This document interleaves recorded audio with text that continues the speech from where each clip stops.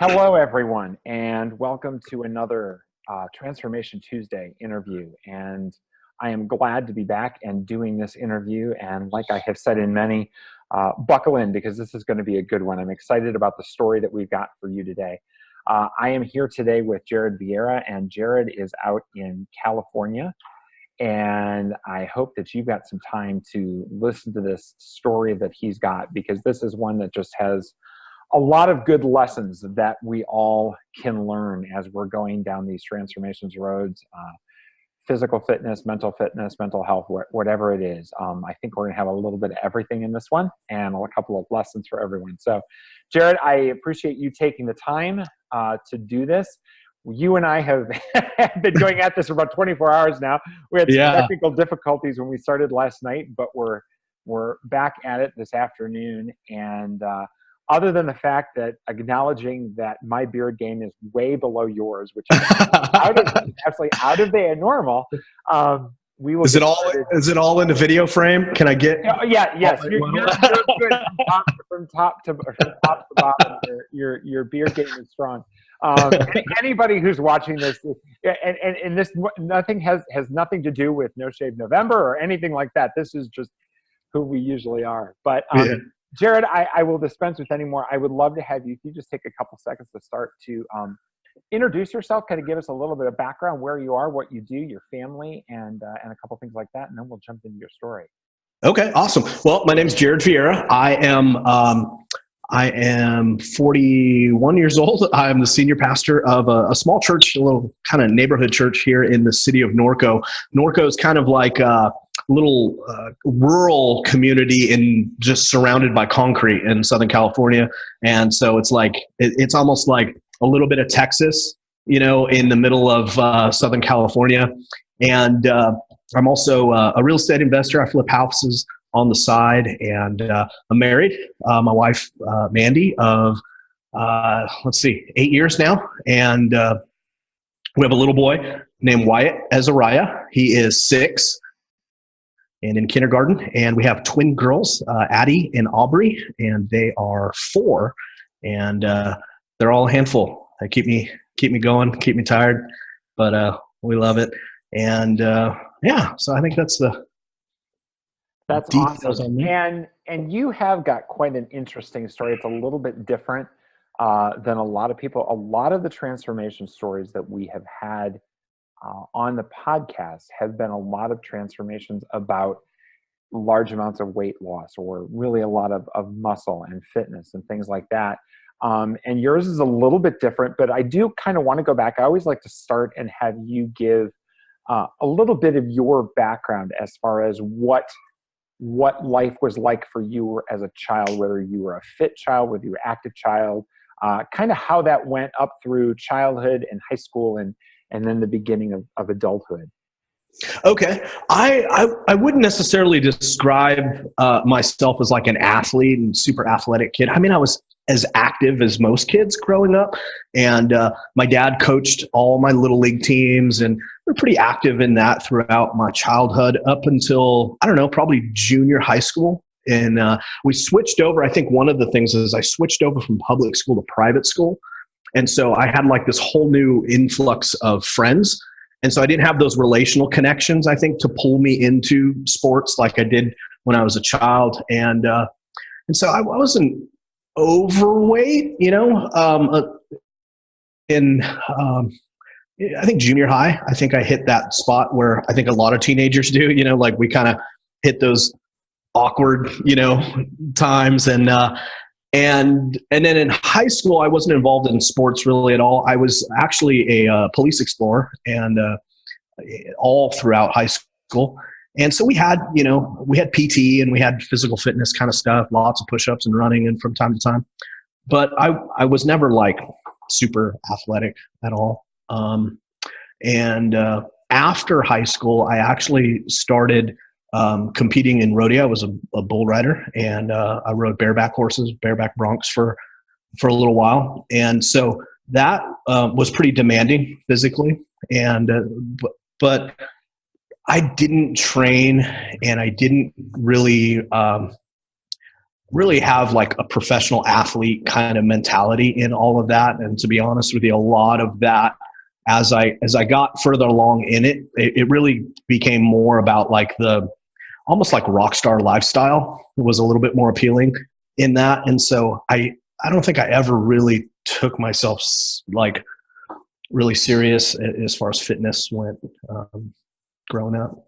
Now is something in the rodeo circuit, I mean, is fitness and health and nutrition, I mean, are those things that are kind of looked at relatively seriously, or is it, I mean, I know a little bit about the sport, but not that much, whether, I mean, it seems like it would be pretty intense. You would need to be in pretty good shape, watching what you eat and stuff like that. I mean, was that something that the guys around you, were they involved like that? Or was it something that really didn't promote that kind of lifestyle?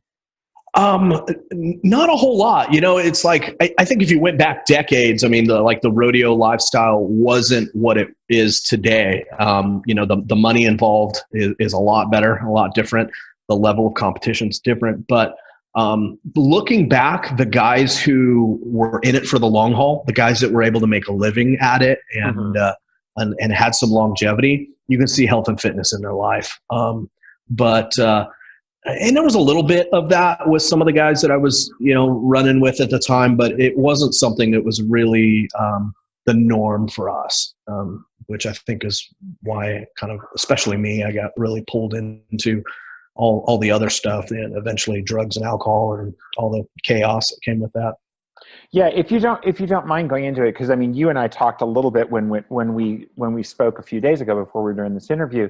And you did kind of go into that a little bit, and I'm curious to know, it sounds like it was a struggle period for you, a period filled with a lot of challenges and temptations, to be very honest. Yeah, it was really tough. I think I started out with really good intentions, and I wouldn't necessarily describe myself as the good kid, but I really wasn't into a whole lot of drugs and alcohol until kind of that time in my life, and I really got consumed by the world and really just deceived by the whole life. In rodeo, you go to every small town USA, and everybody's waiting all year long to see you and be a part of that. And so it felt very much like being a rock star and being out there. And so I got distracted by that, and then over the years, eventually, I had quite a few injuries, a couple of shoulder injuries, some knee injuries and stuff. And I ended up really getting hooked on opiates. And so I was taking a lot of pain meds, a lot of Vicodin, and honestly, sometimes just whatever I can get my hands on. And there was a lot of it floating around. So that combined with a lot of alcohol, I found myself in a situation where I was like, man, like, this is not at all what I set out to do, and I was like in my early 20s, and I'm like, I'm like this burnt out pill popping drug addict on my friend's couch now, like, how did we get from all my hopes and dreams and goals and then kind of beginning to move into rodeo and the potential there, and just then all of a sudden I'm just like this burnt out guy on the couch. And that was kind of a interesting journey too, and getting sober and finding my way into a local church. And actually that local church that I found myself in then has been the only church I've been a member of, and ended up getting involved in youth ministry and eventually became a long journey of several years, almost 15 years. Now I'm the senior pastor of that church. But drugs and alcohol really took a lot of my youth, I guess. How did that play into your fitness? I mean, obviously, my guess would be that you get involved in that, you really don't care about your fitness. I mean, was that kind of the mentality you were going through as well? Or, how did that play into it? Yeah, I think it was the shortcut. I ignored my personal health and fitness, and and went to pills to just kind of get me down, buy me some more time, give me another week and deal with stuff instead of really being proactive. And again, taking health and fitness serious. It was just, let's just cover it up with meds. Let's just cover it up with meds and not deal with it. And there were other issues, other hurts and things in my life that were going on too. And I think probably the beginning to face the reality of like, I'm really not that great at this. And so there was kind of like this almost like identity crisis, because so much of my life had gone into and time and resource and stuff, and dedicated so much of my life into rodeo, and now kind of coming to this this transition period, that I didn't want to deal with. And so it was like legitimate injury versus identity crisis, and I was just coping with drugs and alcohol, and then eventually I got to a breaking point where I needed to start to deal with things. And what for you was that breaking point? I think it was just a combination of a lot of things. Getting to that place where I'm like, man, this is not what I set out to do. I'm not becoming. I haven't become the man I set out to be. It was just like utter debauchery. I mean, every part of my life was, I think, compromised because of the things that I kind of led into my life and the choices I was making. I was all over the place. And so from a character and integrity standpoint, there were so many things I could name off. I mean, relational problems, hurts that I don't talk about a whole lot. Relationships with that involved abortions, and I mean just a series of things that were very much against my core beliefs. And I was like, man, I have to go back to where I started and like where I left off, and that was with my faith, and that became a shifting point for me. In a lot of things, I had to deal with all those heart issues and those hurts first. And I mean, like, I didn't get to fitness until a couple of years ago. I had to kind of peel back all these other layers that have got me to this place. And so, yeah, I think that's wow. And it's amazing, and it's awesome that you can see how you have to get through those it's almost kind of like when people talk about you've got to have the basic things to survive before you can deal with different levels of concern. You've got to have food, you've got to have water, you've got to have shelter. And you think about those things.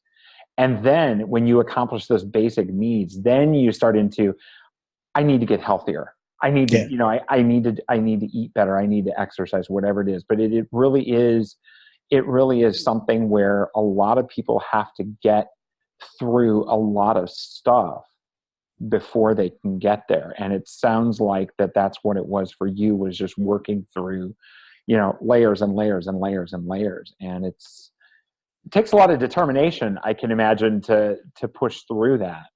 Yeah, definitely. I think it like we're always using something to cope. Right. And I think that was the thing that I even realized, like, hey, in my early 40s, I'm like the senior pastor of a church, like I'm supposed to have a lot of these things dealt with, and seeing fitness and the barriers that were keeping me from a healthy lifestyle, that I still had areas of my life that I was just coping with stuff, with hurt, with, the pain of just life, and being a pastor. You kind of, it's like amplified, like everybody has life and death, but as a pastor, like I was just kind of reflecting on this the other day, and even a little bit this morning, like when I do funerals, I don't always do funerals for, they're not strangers. Like, and so it's not just, I don't deal with the pain and stuff that is in other people's lives. It's like my life and their life. And like, it's just, a lot of the stuff that we deal with is really amplified, exponential, pain sometimes. And I found that my role in ministry to some degree, like I found a little, maybe I was running from stuff and hiding, like staying busy. I feel like busy has become the new fine, right? If I ask you, John, how you doing? Fine. Like I can tell by your body language you're not fine. I can tell by the tone in your voice, like all these things, these indicators in your eye. If you're like, yeah, you're not fine. And I think for me in ministry and just and being a dad and all these things, like busy became the new fine. And I was hiding behind that a little bit. And I think that's very common. And as you say, asking people how they're doing, how many times is the first word come out of their mouth? It's not fine. It's like, oh, we're busy. Yeah. I know myself, when people ask me, how are you? I'm doing great. I'm really busy, but I'm doing great. I mean, it's acceptable and it's expected for me to be busy. Right. And it's very interesting that you talk about it that way, because the busy is the new fine. I completely agree. If we're not busy, it almost seems like there's something wrong with us. Right. What's the matter with you? Why aren't you busy? What are you doing? Yeah. Exactly. So and this is a great story. And I appreciate your authenticity and your vulnerability in sharing it. I think that it's a great story for people to hear. How does your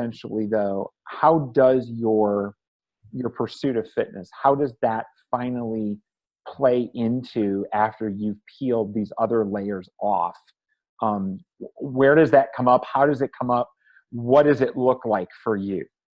Yeah. Well, I kind of tried to, I've had gym memberships off and on and stuff. And I've tried at different times to get fit or be fit and try to be disciplined. But it wasn't until I think 2015, maybe 2016, I was just nearing burnout, and my staff could tell.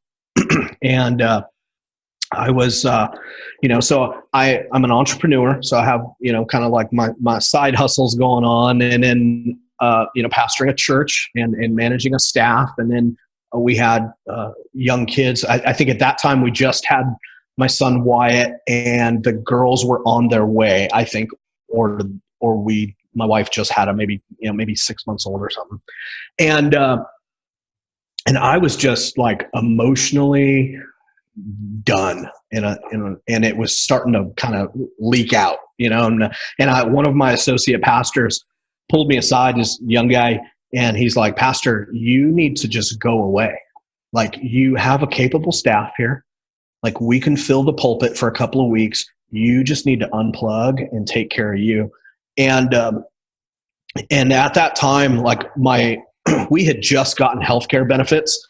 I made sure that my wife and my kids were covered, but I didn't have coverage for myself. And I think right around this time, things changed, and my wife's employer provided benefits for me, included me in the whole package.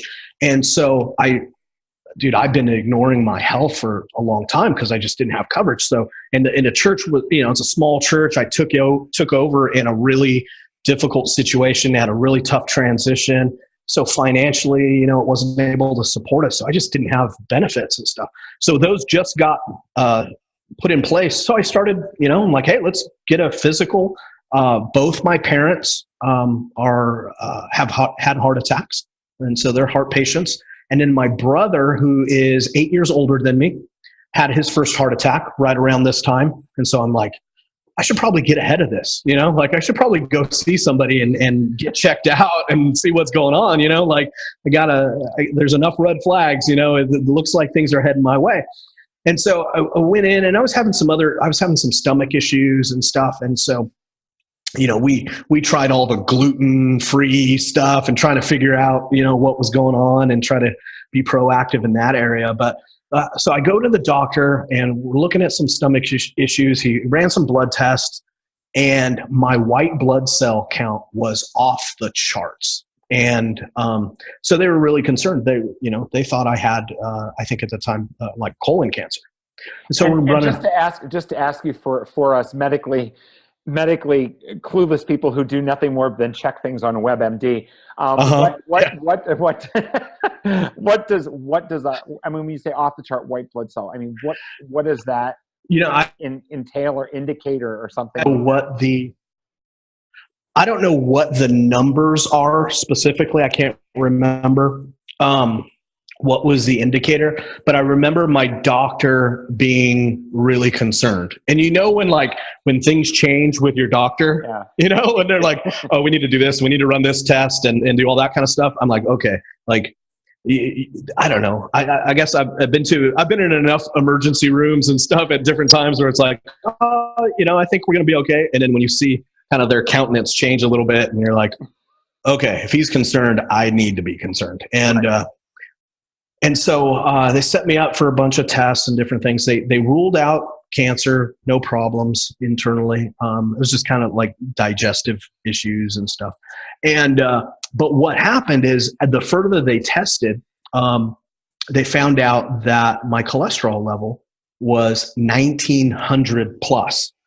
And which is, if you don't know, like 200 is like kind of borderline unhealthy. Like they want to get you below 200. Yeah. And so I had 1900, and he had told me he had only ever seen one other person in his years of practice that was higher than that. And so I'm like this freak of nature, I'm like, what's going on? Like, what's happening? And I think a lot of it is genetic, having both my parents have cholesterol problems and stuff. But I think a lot of it was, health and fitness and stress and all the other things I was going to cope with those things instead of dealing with energy drinks and, bad sleeping habits. And sometimes I'd only eat one meal a day because it's like, well, I don't have time. I'm busy. I'm in between meetings. I'm going.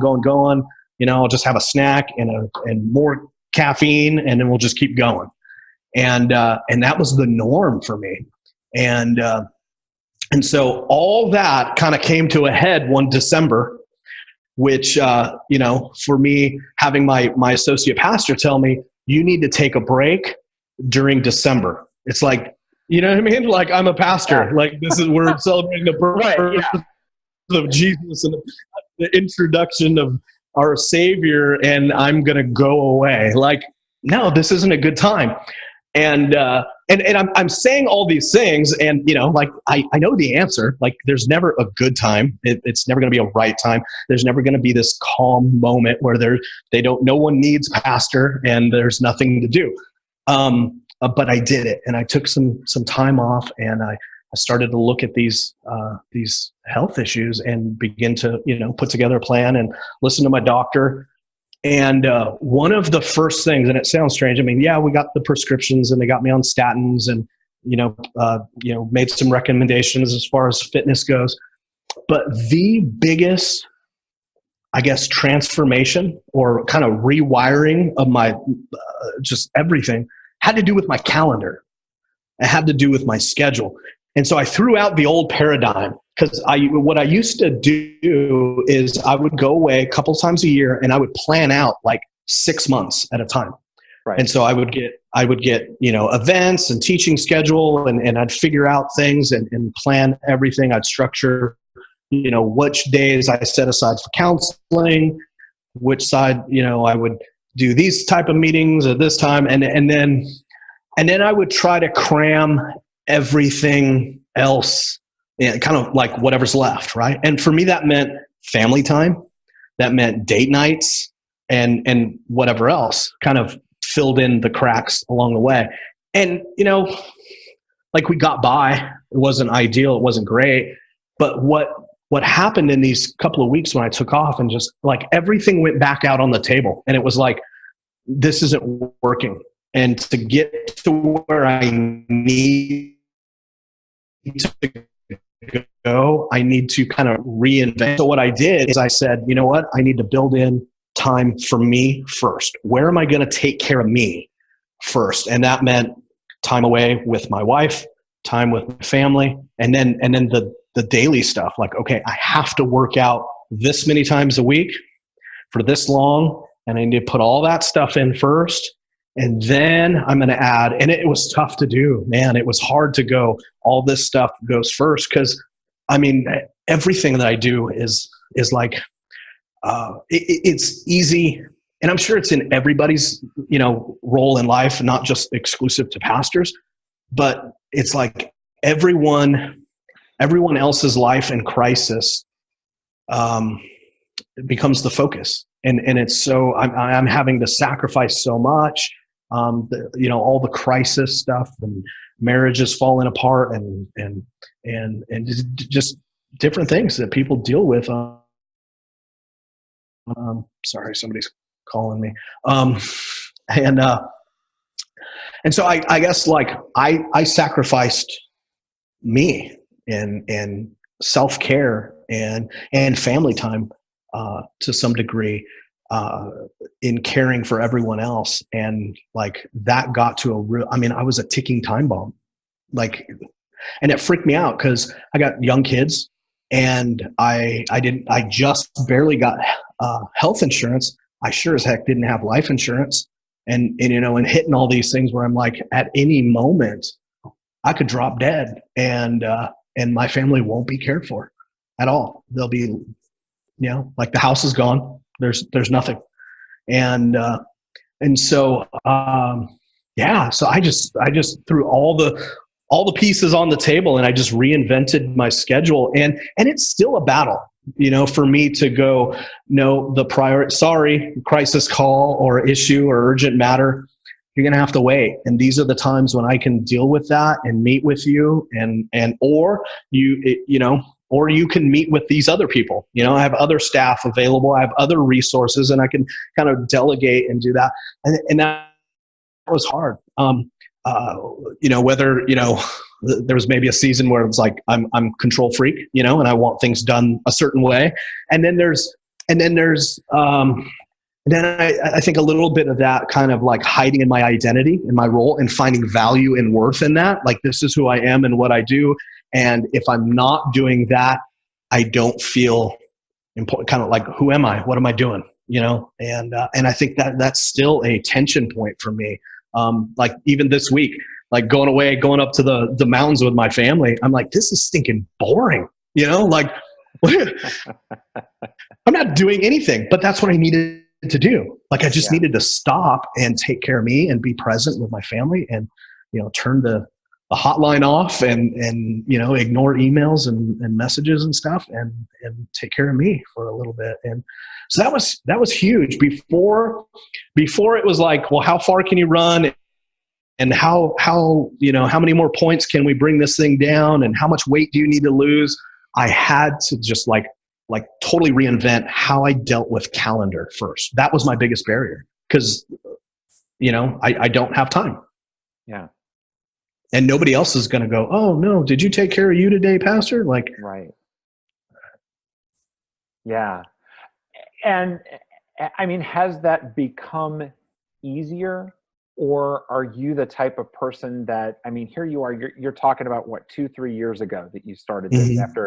after hitting that high point with your cholesterol.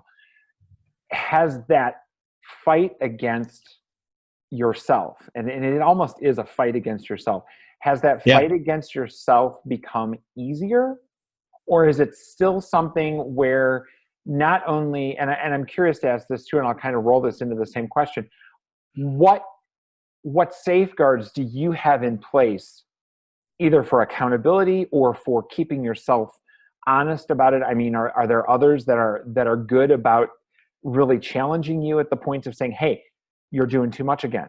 Or have you taken time to go work out today? Or, something like that, whether it's your wife, whether it's your coworker, whether it's other friends. I mean, what is it hard now? And if it's hard, or if it isn't hard, do you have kind of a safeguard or a net of protection to help you do that and push against yourself? Yeah, I definitely do. And then there's like several layers to it, and I need it. And here's why: because I wake up with me every day. So like, I don't think the fight has gotten easier. but I think I'm more and more aware of who I'm fighting. And it's not the demands. It's not it's not the career path I chose. And it's not my role. It's me and the choices I'm making on a day to day. And I will always, whatever, that's my default, and so I being aware of it. And scripture talks about, I think it's the Apostle Paul. He says, I die daily to myself. And so I think, part of that is I need to be aware of who I'm fighting, and it's me. It's not other people. I can't blame other people for, my health issues and stuff. And my job is, I need to make time and do all that. But there is several layers. And over the last several years, it's just the conversation we have. And so I think among my staff, it's something we now value. It's something I communicate as a need. It's something we're trying to kind of infuse into the DNA of our team, that we, do we value what we offer in our service and what we do for the community and all that? Yeah, there's great value in that. But at the end of the day, I'm not good to anyone if I'm dead, and so, and I tell my staff, you're not going to be beneficial to us if your marriage is falling apart because of the sacrifices you make. And so we need to take care of ourselves first. And so over the last, 3 years, I would say it's something that we're learning to value together. And I do have a couple of layers. One is my wife. She's great, but I think she feels the tension of it also. And date nights and time together. We just kind of mentioned this on the way up the mountains, reshuffling my calendar and stuff. It didn't exactly mean I was going to have more time with family. It let my family know, though, why this is important. And so my wife gets it. No, you need to be at the gym today. Did you get time to go to the gym? She'll usually text me on the way home. You at the gym? You at the gym? And so usually I'll go to the gym, and then while she's in commute, and then I'm done. So I'll watch the kids, and she goes to her classes and, whatever she's got going on over there. So it's just something we value now, and we see the value of it because it could have taken my life a couple of years ago. And so just recently, I got tested, another test. My cholesterol's well below 200. I think it's in the 170 range. Wow. So healthy now. And my doctor looked at me, he's like, good job. You're going to live a long time. Awesome. And they were all surprised that, nobody contacted me for research. They're like, what is going on? Why are you so different? What's happening? And so we're good. I'm finally insurable. I was able to get some life insurance. One of the bylaws that our church organization has is that the church is supposed to provide me with a certain amount of life insurance, but I wasn't insurable until now. And so got that covered. And then I've got a young man that he's become like a son to us. And he was in our wedding. And a couple of years ago, I want to say probably 4.5 years ago, I just ran into him right down the street from my house, and he was on the street, homeless, hooked on heroin, and so I've been mentoring this kid. He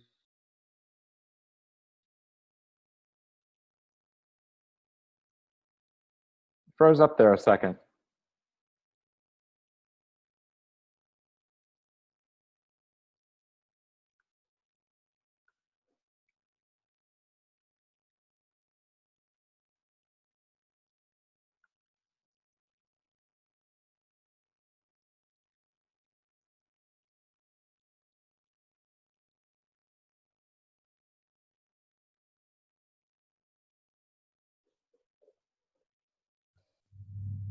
Okay, we're back after a quick technical glitch. We're going to finish this yet.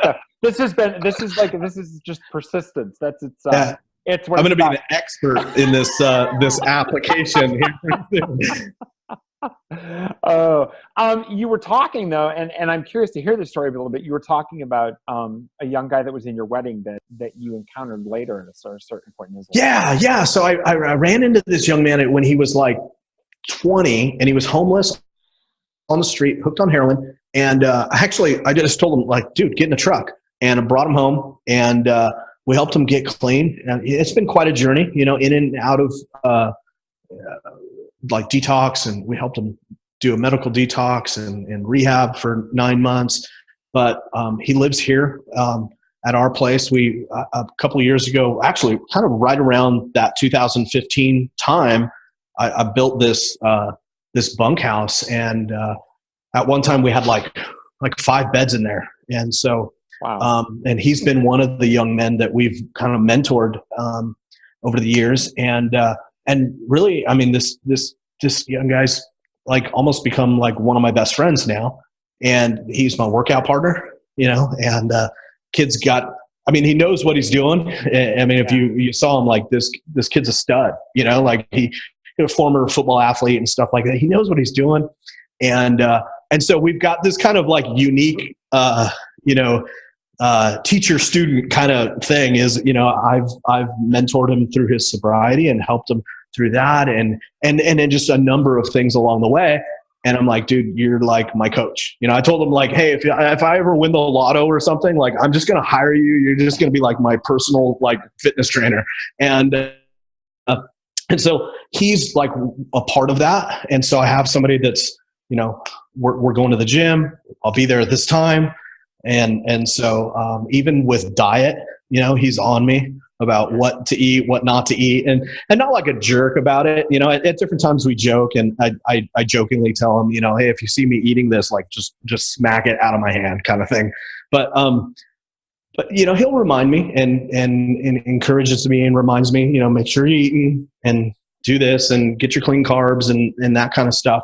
And so there's several layers to kind of, I guess, my accountability. Like, family understands that of all the things that I do, this is going to be one of those things that will take time away.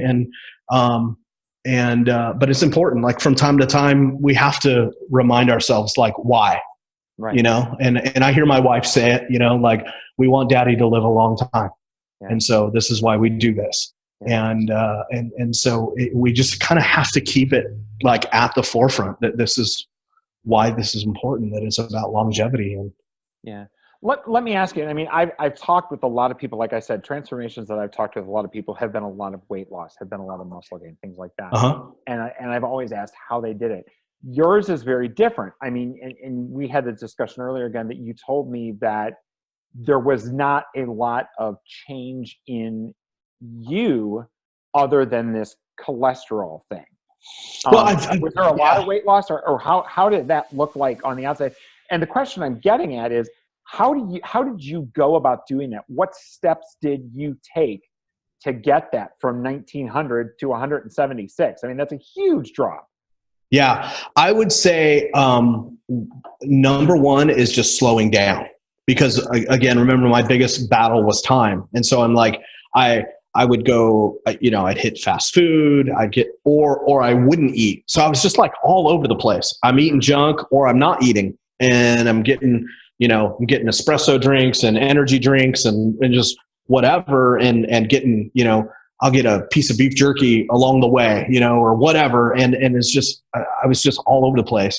And so, adjusting that, slowing down, trying to eat at home more than eating out. And so, not only does that have financial benefits, but the health benefit of that is like, let's meal prep, as much as we can. We try to plan out, the month. We're not as good at it lately as we have been, but it's kind of like we try to communicate these things. So if I'm home, I could start a healthy dinner instead of just like, well, maybe my wife will cook something, or when we get home, we'll figure this out. And then you're just like, I don't want to wait 40 minutes. Let's just go get a burger or whatever. And so we try to get ahead of things as far as meal prep and planning. And so I didn't see a whole lot of transformation physically at first, I would say over the last year or so, I've seen, I'm definitely more fit looking. I have lost some weight. I think I've gone down maybe 2 or 3 inches in my waist. I've probably lost 25 pounds, but I've stacked on some muscle. And so, I'd still like to lose probably another 20, 30 pounds. But there's definitely a noticeable difference. Somebody just mentioned yesterday, they're like, "Oh my gosh, you're looking good. Like, what are you doing? You're working out." So there's definitely a noticeable difference in my in my physique. But I'm not near what I want to be physically, but that's okay. I mean, I'm alive and I'm moving forward, and I've made the major adjustments, and so I don't know. Probably my 50s will probably be the most fit, time of my life. And that's cool. We got married late. I didn't get married till I was 30 and started having kids then. So like I'm doing the math. I'm going, dude, I'm going to be, when my kids graduate, I'm going to be like 50 some years old. So I got to really, I want to see weddings. I want to see grandkids. I don't want to just be a picture on a wall. Hey, grandpa died when he was 43. His heart blew up because he didn't take care of himself. No, that's not the legacy I want to leave for my family. Right. So it's a daily grind, and daily prioritizing. Yeah. Yeah. I think that's a big part of it is that priority. Let me ask you this too. Do you, and I'm going to guess I might have the idea of how you're going to answer, but I'm going to ask you anyways. Do you feel selfish doing this? Yeah, absolutely. Not as much now as I did starting off. Like I felt very selfish doing it, and I think at different points, like we felt that tension. Mm-hmm. And well, I don't want to say it wasn't huge tension point, but you could feel it. The strain of I can't do that. Yeah. And it wasn't that I can't, it's just, we're not going to, it's not a priority for me. And I felt it, I would feel guilty of going, somebody calls. And so, I'll text them back. Sorry, I can't talk right now. I'm doing this. Can I get back to you later? Or, like voicemail, man, it's a beautiful thing, And there is in what I do, there are legitimate crisis. Like, no, they need me. You get the call at 3 a.m. It's not because they just want to chat, There's life or death kind of situations. And so there's few of those and we deal with those, but the day-to-day stuff, like I'm not the fire department, I'm not going to come pull you out of your house and from flames. I mean, a lot of this stuff we can deal with tomorrow. But early on, I really felt selfish. And I had to get to that point where I'm like, man, if the people around me think I'm being selfish about this, then ultimately what it's saying is they don't care about me, really. Is like the truth is they're the selfish ones, right? And but it took me a while to get there, to go. Are you able to share that with them, that they need to? I mean, in a way that they need to understand that you have got to set this time. And I mean, it's almost like you telling them the same thing for themselves. Is you've got to set this time apart for yourself. Yeah. Have you been able to share that with people, and how do people respond when you do? For the most part, the response has been great. I've had a lot of other guys, dads and husbands say, thank you, for modeling this for me. And helping me see that I need to take care of me. I need to take care of my family.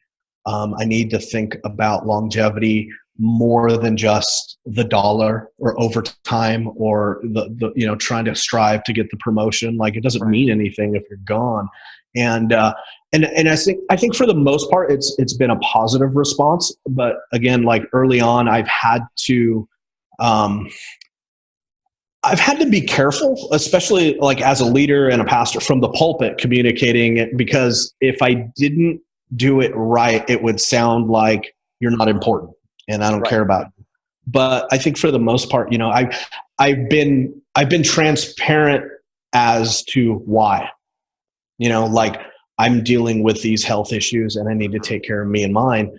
And so they've kind of been walking with me through it. And so I think because there's relationship there, I'm not just this rigid guy Right. that's going, you're not important. I don't have time for you. Call me later, or we'll set up a schedule, and so for the most part, people have responded pretty well. Right.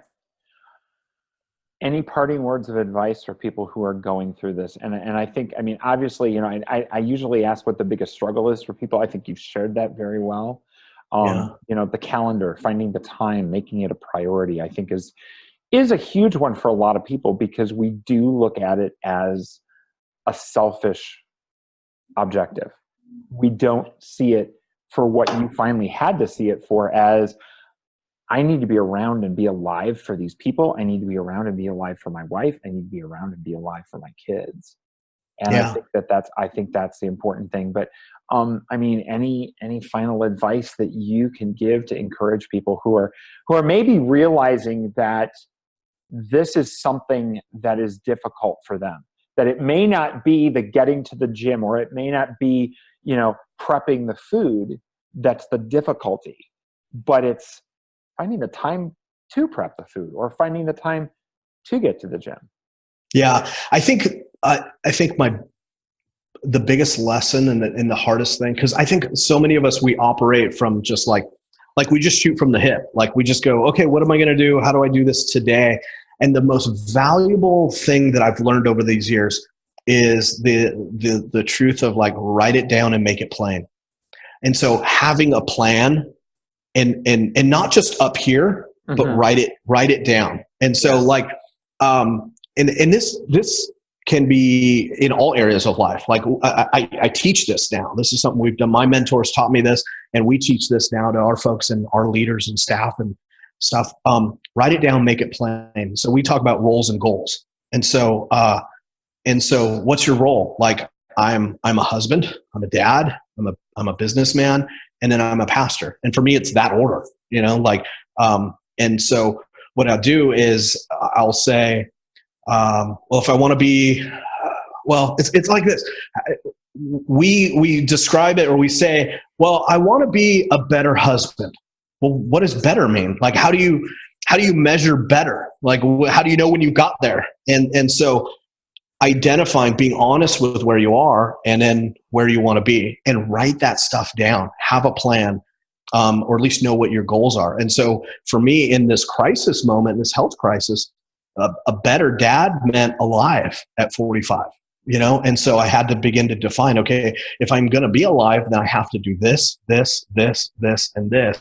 That made it achievable, instead of looking at, oh my goodness, 1900, how am I ever going to deal with this? And that plan helped me develop a strategy that then rolled into my calendar. But if I just, and I talk to so many guys that, whether it's, I want to be a better Christian. I want to be a better dad. I want to be a better husband. I want to be a better athlete. What is better? Right. Where are you right now? Where do you want to be? And being able to write that down, communicate it, share it with other people. But if it's just this kind of idea, then it feels so far off. I'll never get there. Yeah. Great advice. Thank you so much for sharing your story. Thank you so much for being so vulnerable and open about it too, because it's a tough story in a lot of ways. And so I appreciate that. I think this is a story that a lot of people, even though they may not identify with the specifics of your story, I think this whole idea of planning and getting it down and having an idea and a goal is really important as people move through whatever transformation they have. So thanks so much. It's been awesome. And I know that this is going to be a great one. I appreciate your time. Yeah, you bet. Okay. Take care. All right. Bye-bye. Bye.